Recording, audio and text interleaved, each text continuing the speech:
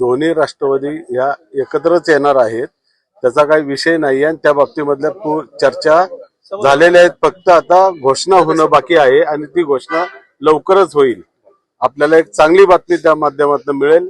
आज स्मिताताई कोंढरेंच्या माध्यमातून राष्ट्रवादीमध्ये प्रवेश झालेला आहे त्यांचा, माजी नगरसेविकांचा.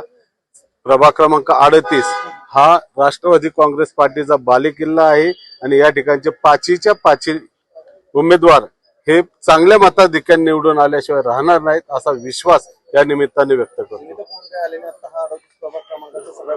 सगळा तिढा सुटलेला आहे आणि राऊंड पूर्ण झालेला आहे.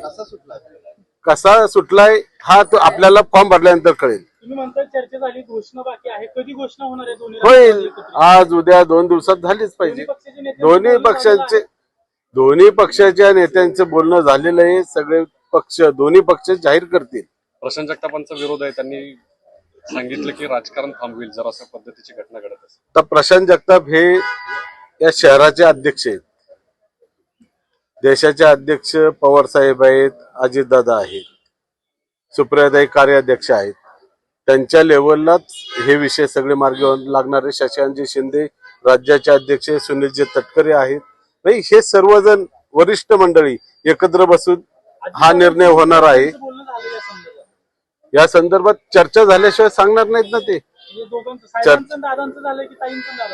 ताईंचं दादांचं झालेलं असणार आहे आणि त्याशिवाय ते बोलणार नाहीत आपल्याशी. आम्हाला सांगितलेल्या सगळ्या गोष्टी योग्य होतील आणि तशा पद्धतीने आपल्याला घड्याळ याच चिन्हावरती या निवडणुका लढवायच्या आहेत. तुतारीचे पण घड्याळावरच निवडणुका लढवणार असंच आहे.